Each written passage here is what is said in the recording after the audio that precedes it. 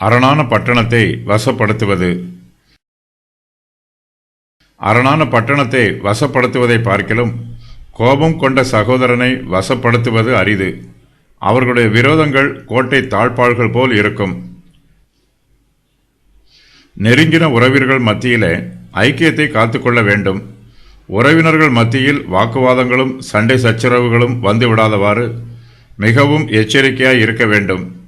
உறவினர்கள் ஒருவருக்கொருவர் ஒத்தாசையாய் இருக்க வேண்டியவர்கள். அவர்கள் சண்டை சச்சரவு இல்லாமல் சமாதானமாகவும் ஐக்கியமாகவும் ஜீவிக்க வேண்டியவர்கள்.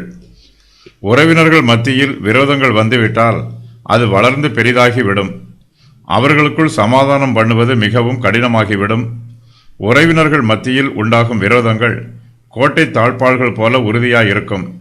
சண்டை போடுகிறவர்கள் தங்கள் இருதயங்களை தாழ்பாள் போட்டு அடைத்து விடுகிறார்கள். அவர்களுக்கு எப்படிப்பட்ட புத்திமதிகளையும் எப்படிப்பட்ட ஆலோசனைகளையும் சொன்னாலும் அவை அவர்களுடைய இருதயத்திற்குள் பிரவேசிக்காது. அவை அவர்களுடைய மனச்சாட்சியோடு பேசாது. கோபம் கொண்ட சகோதரனை வசப்படுத்துவது மிகவும் கடினம். அரணான பட்டணத்தை கூட எளிதில் வசப்படுத்தி விடலாம். ஆனாலும் சகோதரர்களுக்கு உள்ளே உண்டாகும் விரோதங்களையும் உற்றார் உறவினர்கள் மத்தியிலே உண்டாகும் சண்டைகளையும் சமாதானம் பண்ணி தீர்த்து வைப்பது மிகவும் கடினம். உறவினர்கள் மத்தியில் விரோதங்கள் உண்டாகும் போது அவற்றை உடனடியாக தீர்த்து வைக்க பிரயாசப்பட வேண்டும். விரோதங்கள் வளர்ந்து பெரிதாகிவிட்டால் அவற்றை நீக்குவது மிகவும் கடினம்.